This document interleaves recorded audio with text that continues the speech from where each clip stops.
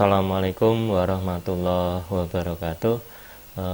Oke, selamat datang di channel YouTube saya.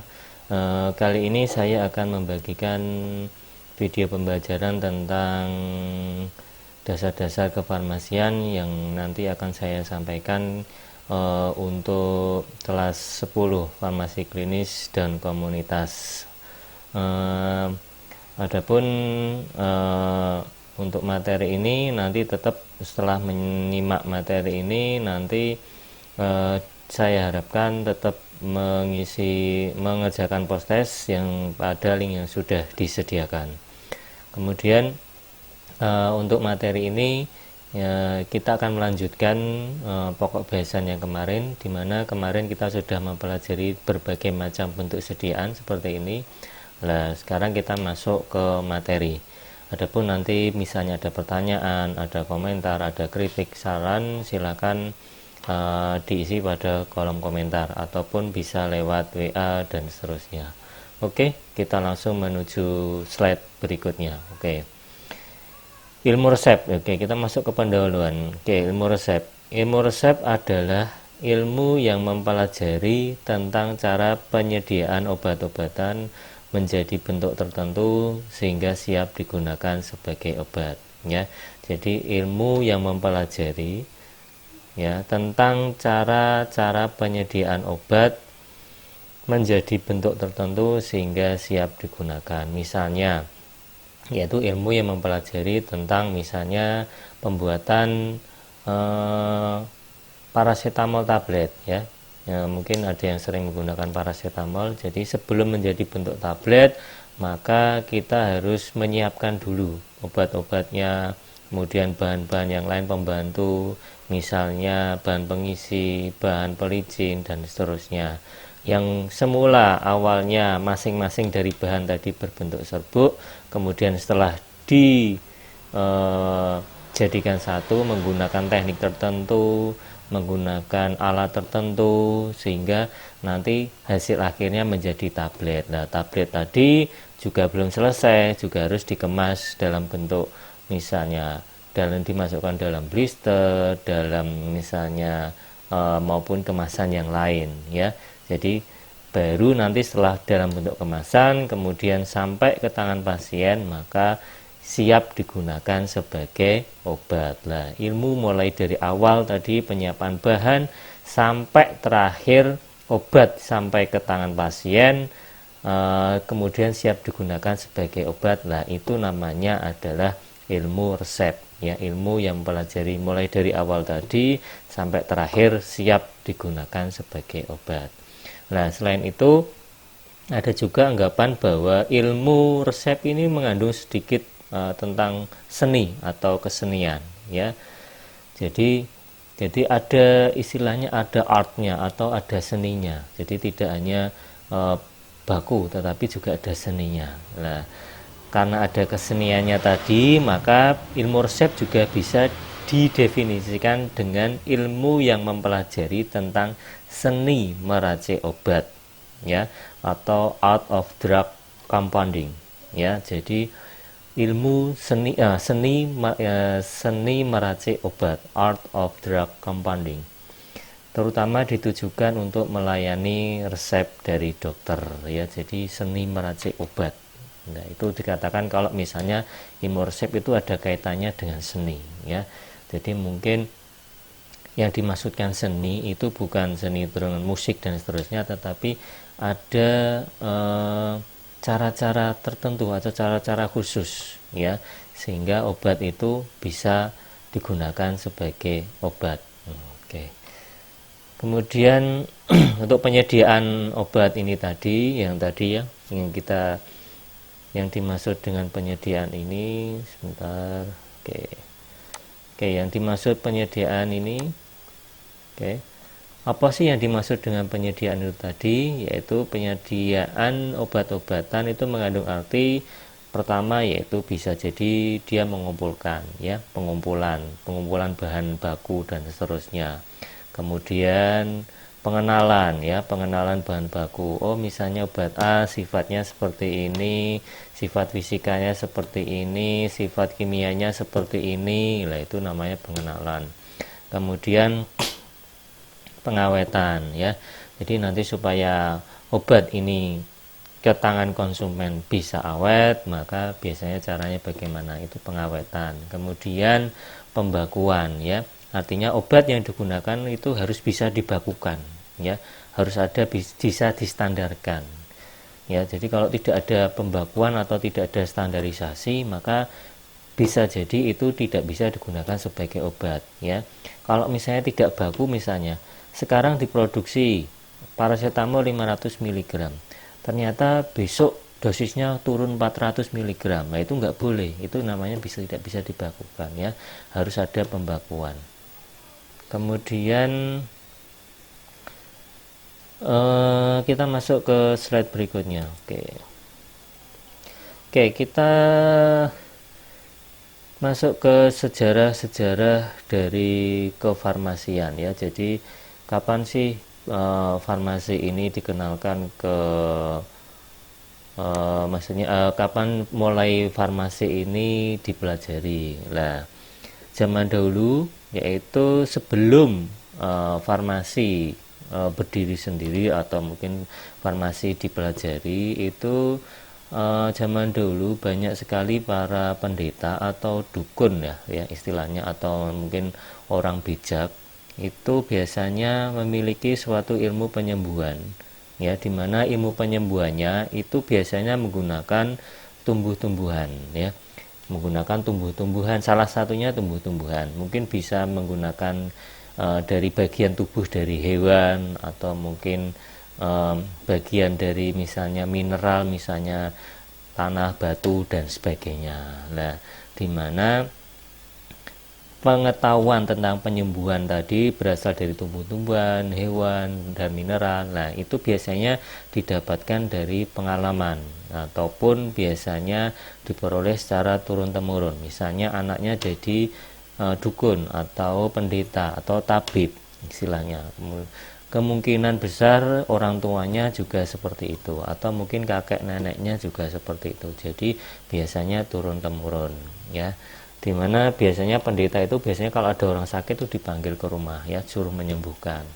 Nah, tetapi itu tadi ilmunya itu masih berdasarkan pengalaman, tidak ada pembuktian secara empiris ya, tidak ada pembuktian secara pengetahuan, tidak ada pembuktian secara realnya ya, hanya berdasarkan pengalaman. Oh, ternyata tanaman ini bisa digunakan untuk penyakit A, tanaman ini bisa digunakan untuk penyakit B, yaitu awal mulanya seperti itu.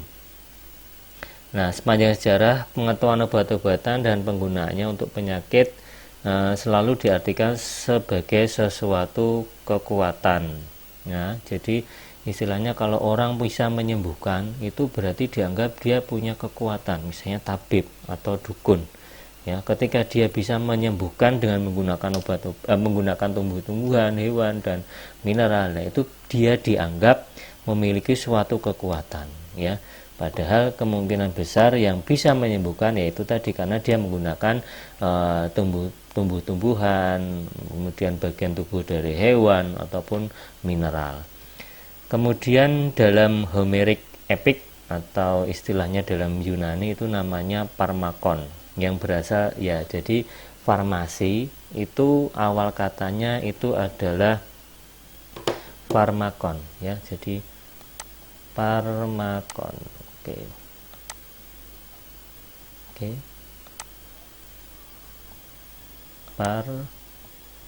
Mohon maaf kalau tulisannya kejelek karena kita menggunakan, tapi memang tulisannya aslinya jelek.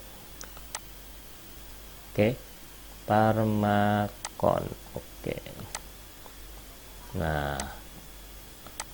Oke. Parmakon. Farmakon itu berasal dari bahasa Yunani yang merupakan awal kata atau awal istilah dari kata-kata farmasi, yaitu berarti suatu guna-guna atau suatu kekuatan tadi ya, ada suatu kekuatan. yang digunakan sebagai suatu obat, di mana obat tadi bisa digunakan untuk maksud yang baik maupun maksud yang jahat, ya. Jadi farmakon tadi kan sudah saya jelaskan, kalau orang tabib atau dukun itu ketika dia memiliki pengetahuan untuk penyembuhan, maka dianggap memiliki kekuatan. Nah, dalam tadi bahasa Yunani Homeric Epics, atau istilah farmasinya istilah latinnya adalah farmakon, itu berarti bahwa tabib tadi, dukun tadi itu memiliki suatu guna-guna atau suatu kekuatan untuk mengobati, di mana kekuatan untuk mengobati tadi bisa digunakan untuk maksud baik maupun maksud jahat. Itu namanya sejarah awal dari kata farmasi, yaitu farmakon. Oke, dimana ya namanya tabib kan tidak berdasarkan atas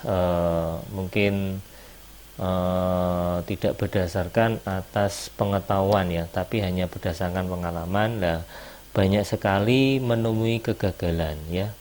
Jadi mungkin ketika penyakit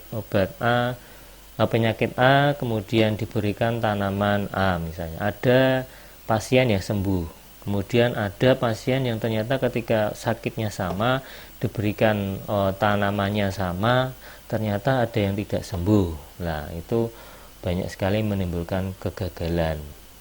Artinya mungkin saja ternyata penyakitnya berbeda walaupun gejalanya sama, atau mungkin saja dosis yang digunakan itu berbeda, ya. Walaupun misalnya kemarin pakai 5 helai daun, sekarang pasien yang lain juga pakai 5 helai daun. Kemungkinan komposisi antara yang diambil tadi yang pertama 5 helai daun dengan yang diambil yang kedua sama 5 helai daun, itu komposisinya berbeda. Nah, bisa jadi itu juga mengakibatkan kegagalan adanya pengobatan, kegagalan pada pengobatan. Kemudian ada juga yang menimbulkan keracunan, ya. Jadi karena dosisnya tadi terlalu tinggi, karena diberi misalnya 5 helai kok tidak sembuh, kemudian ditambah 2 kali lipatnya misalnya 10 helai, ya, malah justru menimbulkan keracunan. Nah, itu banyak sekali kegagalan yang dialami pada zaman dahulu. Kemudian ketika ada keberhasilan, misalnya dikasih obat, dikasih tanaman A ternyata sembuh, lah bisa jadi itu merupakan terapi yang betul, tetapi secara kebetulan dilalah ternyata yang digunakan dosisnya tepat, digunakan pada penyakit yang tepat. Nah, mungkin tadi faktor kebetulan. Kemudian berdasarkan tadi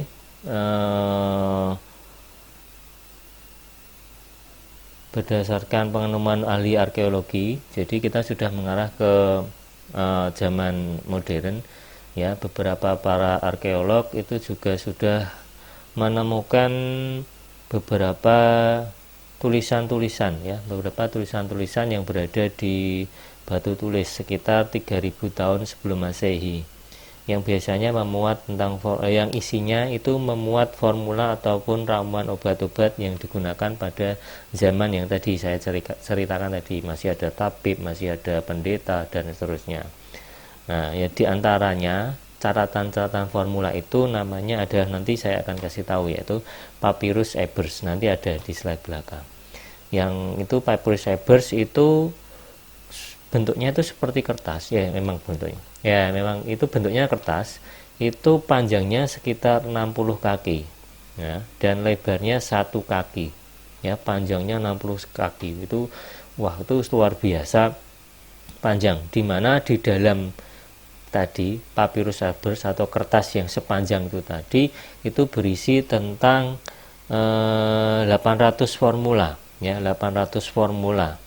Kemudian di samping itu juga ada 700 obat-obatan yang berbeda, ya, ada 800 formula, ya, di mana 800 formula itu biasanya berisi pengobatan dari tanaman herbal, kemudian berasal dari bagian tumbuhan, ya, berasal dari mineral, ya. Jadi ada bermacam-macam, bisa dari tumbuhan, bisa dari bagian tubuh dari hewan, kemudian bisa jadi dari mineral, ya. Jadi 800 formula tadi plus 700 obat-obatan yang berbeda. Nah, itu yang terdapat di dalam Papyrus Ebers yang tadi yang 60 kaki panjangnya. Nah, sampai sekarang Papyrus Ebers itu masih ada, ya. Jadi disimpan di dalam Universitas of Leipzig di Jerman. Ya, penemunya siapa? Ya, tadi George Ebers, ya. Jadi papirus itu kertas, Ebers itu penemunya, yaitu George Ebers.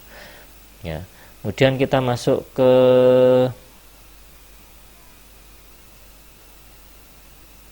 sejarah farmasi, tokoh-tokohnya. Yang pertama adalah Hippocrates. Oke, Hippocrates. Hippocrates itu hidup antara 460 sampai 370 sebelum Masehi, ya. Oke. Beliau dikenal sebagai Bapak Ilmu Kedokteran. Orang manakah beliau?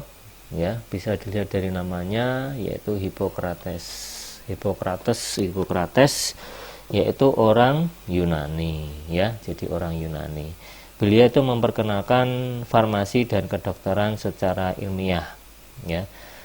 Jadi zaman dulu itu belum bisa dipisahkan antara farmasi dan kedokteran, ya. Semuanya masih digabungkan. Jadi mempelajari kedokteran plus mempelajari farmasi. Kemudian hasil pekerjaannya diantaranya adalah uraian dari beratus-ratus obat-obatan yang pada masa itu timbullah istilah farmakon, ya, yang diartikan sebagai obat yang sudah dimurnikan hanya untuk tujuan kebaikan, ya.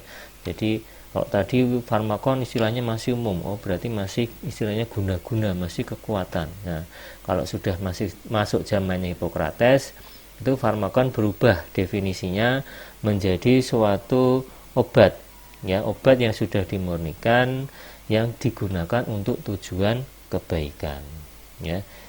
Karena itu tadi, karena dia mempelopori sebagai bidang ilmu kedokteran dan farmasi, maka dia mendapat gelar sebagai Bapak Ilmu Kedokteran. Oke. Kemudian yang kedua, ya, kita masuk ke zaman yang lebih muda, yaitu Dioscorides. Dia hidup pada abad 1, ya, abad 1 setelah Masehi, ya, setelah Masehi. Oke. Kalau ini tadi SM ini sebelum Masehi, tetapi kalau ini adalah abad 1 setelah Masehi. Oke. Sebentar, maaf. Ini salah seperti ini. Oke. Abad 1 setelah Masehi. Nah, dari nama Dioscorides ini jelas beliau adalah orang yang berasal dari Yunani. Oke. Dioscorides ini adalah merupakan suatu ahli botani. Dia bukan merupakan suatu dokter, dia bukan merupakan suatu farmasis, tetapi beliau adalah seorang botani, ya. Botani itu ahli tentang tumbuh-tumbuhan, di mana beliau merupakan orang pertama yang menggunakan tumbuh-tumbuhan sebagai ilmu farmasi terapan. Karyanya yang terkenal adalah De Materia Medica. Ya, di mana De Materia ini dianggap sebagai awal dari pengembangan botani farmasi. Nah, ilmu di bidang ini, botani farmasi, dikenal dengan istilah namanya yaitu farmakognosi.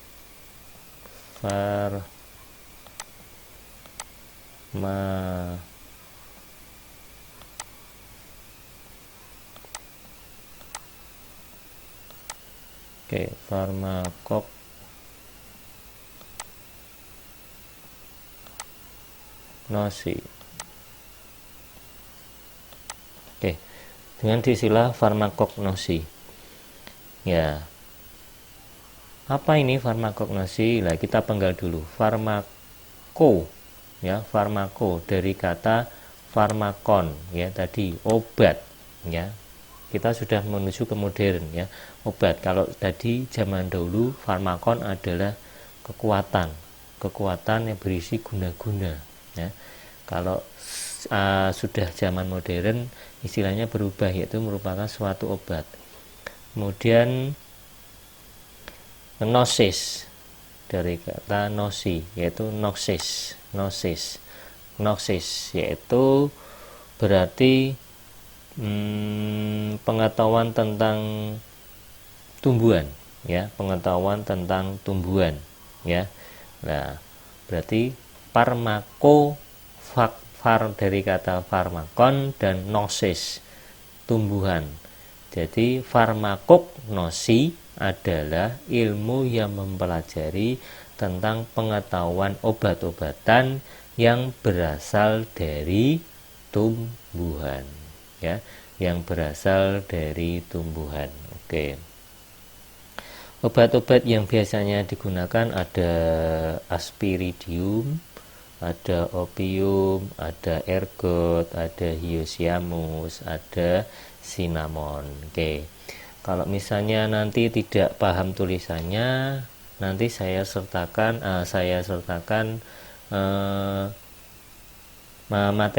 materi yang berkaitan dengan dasar-dasar kefarmasian. Oke, di situ nanti komplit, ya. Jadi nanti saya sertakan pada Google Classroom. Oke, jangan takut. Kemudian kita masuk ke yang lebih muda, ya, tokoh yang lebih muda, yaitu ada Galen, ya, Galen. Dia hidup pada 130 sampai 200, oke, setelah Masehi, ya, setelah Masehi. Oke, 200. Oke. 130 sampai 200 setelah Masehi. Nah, beliau adalah seorang dokter dan ahli farmasi, ya. Jadi kan belum dipisah. Dokter dan ahli farmasi. Asalnya dari mana? Ya, sama dengan kedua tokoh yang di atas tadi, yaitu berasal dari Yunani. Oke. Karyanya yang terkenal karya yang terkenal adalah ilmu kedokteran dan obat-obatan yang berasal dari alam. Oke. Formula dan sediaan farmasi yang terkenal yaitu farmasi Galenica, ya. Jadi karyanya yaitu berupa obat-obatan yang berasal dari alam, yaitu dikelompokkan jadi satu dalam sebuah buku.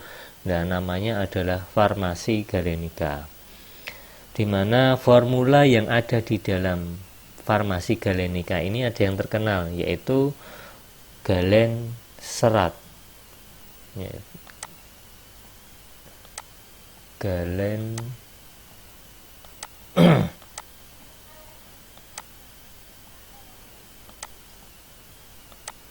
ya, galen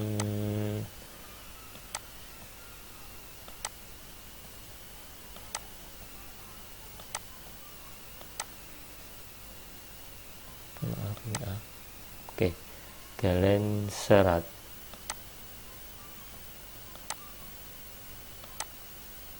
Oke, galen serat. Apakah itu galen serat? Yaitu merupakan formula krim pendingin, ya. Formula krim pendingin yang dimana galen serat atau krim pendingin ini formulanya masih digunakan sampai sekarang. Jadi hampir mirip dengan punyaan galen serat. Contohnya apa? Biasanya itu sering digunakan pada wanita, yaitu krim pendingin atau krim pembersih atau susumber, atau ya biasanya digunakan untuk membersihkan make up yang warnanya putih, dan ketika sesudah dioleskan, sesudah diusapkan ke wajah, nanti rasanya itu sejuk dan dingin. itu namanya krim pendingin. Nah, formula awalnya itu berasal dari farmasi Galenica. Ya, berasal dari farmasi Galenica. Nah, namanya yaitu Galenserat atau krim pendingin yang formulanya masih diadopsi sampai sekarang. Oke. Kemudian yang keempat yaitu ada Philippus aureolus Theopratus bombatus van Hohenheim. Oke, namanya panjang sekali, luar biasa ya. Philippus aureolus Theopratus bombatus van Hohenheim. Oke. Dimana karena menyebutnya sangat sulit sekali, maka beliau dikenal dengan nama Paracelsus ya. Kita kan nggak mungkin manggil nama sepanjang itu, makanya dibuat panggilan yang lebih singkat yaitu Paracelsus. Beliau adalah seorang dokter dan ahli kimia. Nah, beda dari ketiga tokoh di atas ya. Beliau berasal dari Swiss ya. Beliau berasal dari Swiss. Beliau sangat besar pengaruhnya terhadap perubahan farmasi, menyiapkan bahan obat spesifik dan memperkenalkan zat kimia sebagai obat internal ya. Tidak berasal lagi dari tumbuhan, dari hewan maupun dari mineral. Nah, tapi beliau sudah mengenalkan sebagai obat sintetik atau obat kimia sebagai digunakan sebagai suatu obat ya. Nah, di sini saya ada beberapa gambar. Di sini ada beberapa gambar. Di sini ada beberapa karyanya, hasil karyanya, ya. Beberapa hasil karyanya. Ini kalau sebetulnya kalau kita tidak daring, biasanya saya tugaskan untuk mengerjakan. Oke. Nah, untuk tugas ini nanti bisa dikerjakan secara pribadi. Jadi nanti dicocokkan ini tokohnya namanya siapa, kemudian karyanya yang mana. Nah, ini yang bawah ini adalah karyanya. Nah, gimana caranya? Nah, nanti bisa searching di Google, bisa di yang lain bisa, boleh, atau mungkin nanti bisa dicari pada materi yang sudah saya bagikan nanti. Kemudian sebelum masuk sini, oke, saya bercerita sedikit. Jadi tadi sampai sampai Philippus aureolus atau dikenal dengan nama Paracelsus.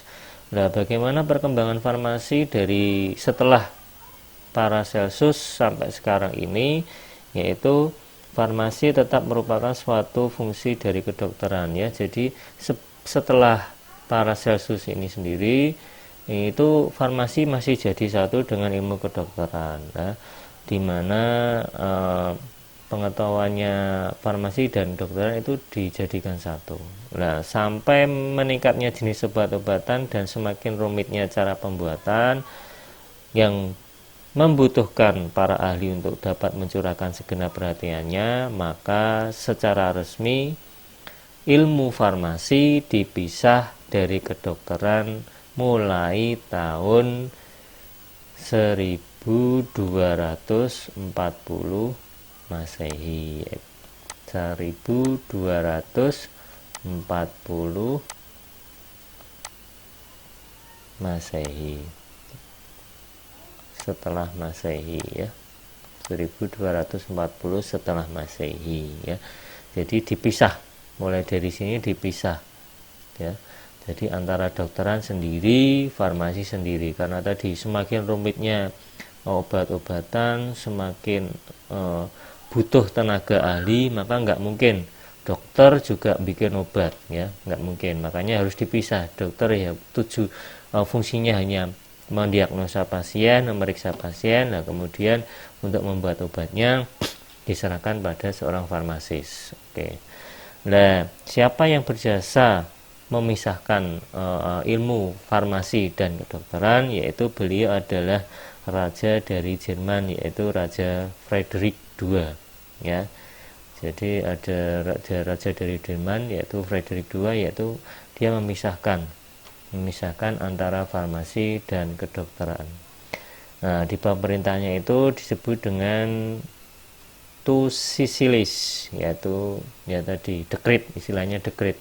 Tu sisilis, tu dua, membagi bagian, yaitu membagi dua profesi. Ya, jadi antara profesi farmasi dan profesi kedokteran.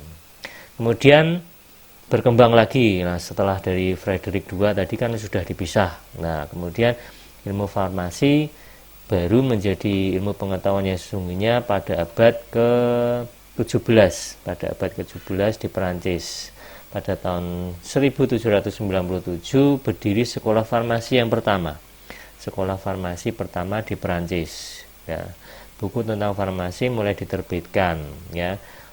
Mulai dari buku pelajaran, majalah, kemudian komentar dan seterusnya. Nah, kemajuan di farmasi di Prancis ini diikuti oleh negara Eropa yang lain, ya. Contohnya misalnya Italia, Inggris, Jerman dan lain-lain, ya. Jadi perkembangan awalnya di Prancis tadi mendirikan sekolah farmasi pertama pada tahun 1797. Nah, diikuti dengan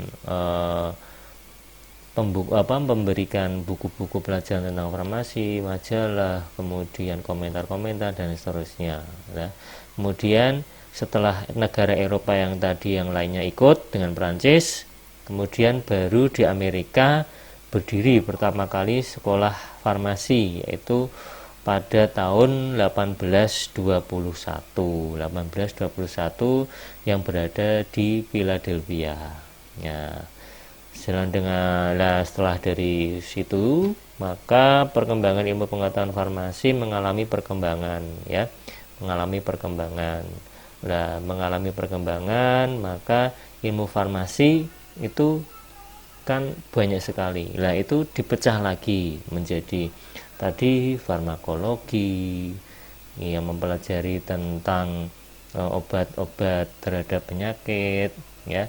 Kemudian ilmu farmakognosi yang mempelajari tentang tumbuhan sebagai obat-obatan dan seterusnya. Nah, dari situ tadi maka berkembanglah sampai sekarang, ya. Jadi sampai timbullah setiap negara memiliki farmakope. Dan nanti setelah ini kita akan membahas tentang farmakope. Oke. Mungkin kalau ada sampai sini yang belum jelas bisa ditanyakan pada kolom komentar. Kalau materi ini tetap nanti saya sampaikan. Oke. Kita lanjut. Oke, kita masuk ke ketentuan umum di dalam farmakope. Oke. Sekarang oke. Apa sih yang dimaksud dengan farmakope? Ya. Farmakope. Oke. Farmakope. Dari kata farmakon. Oke, dari tadi farmakon. Oke, farmakon. Kemudian yang kedua adalah pole, ya. Pole membuat. Kalau farmakon tadi obat, kemudian pole adalah membuat. Pol.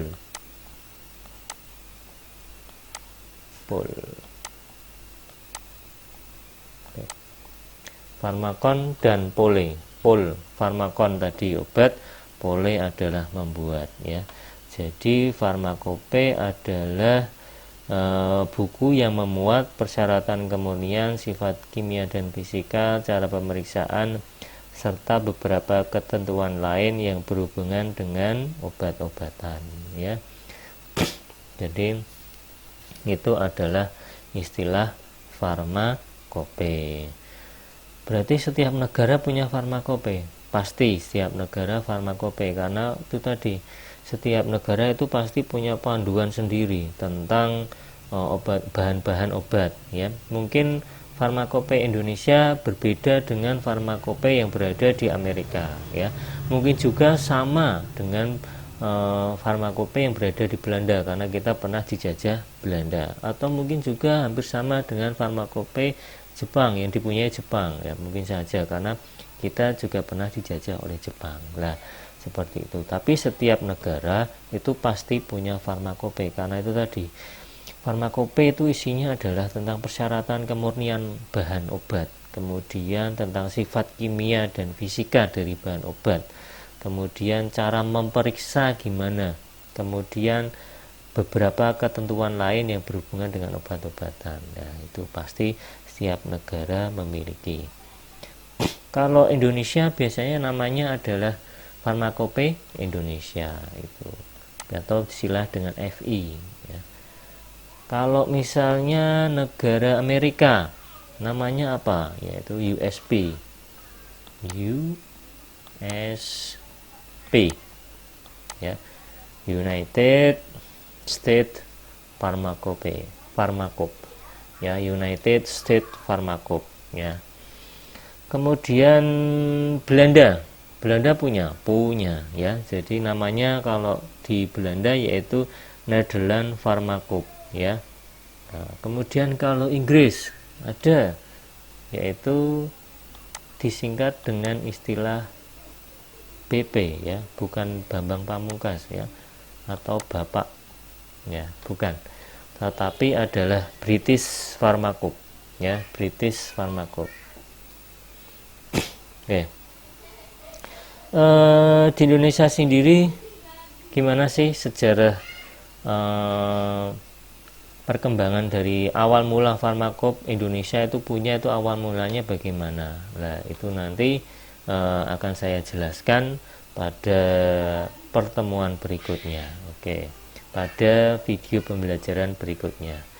Oke, sampai sini dulu materi yang akan saya bagikan. Mungkin kalau tadi sekali lagi kalau ada pertanyaan silakan sampaikan di kolom komentar, boleh di lewat WA, boleh di Google Classroom, boleh, atau di WA boleh ya. Saya harapkan semuanya aktif. Kalau misalnya tidak tahu silakan bertanya saja, karena ini tadi kalau dari awal sudah tidak tahu dan diam saja, nanti akan kebelakangnya nanti akan semakin susah untuk memahami. Oke, sekian video pembelajaran dari saya, semoga bermanfaat. Kalau misalnya ada kekurangan silahkan kritik dan saran silahkan di kolom komentar, sehingga nanti bisa membangun channel ini sehingga lebih baik lagi. Oke, terima kasih. Tetap jaga kesehatan, tetap menjalankan protokol kesehatan yang sudah ditetapkan oleh pemerintah, dan semoga kita segera terbebas dari virus COVID-19. Oke, terima kasih. Wassalamualaikum warahmatullahi wabarakatuh.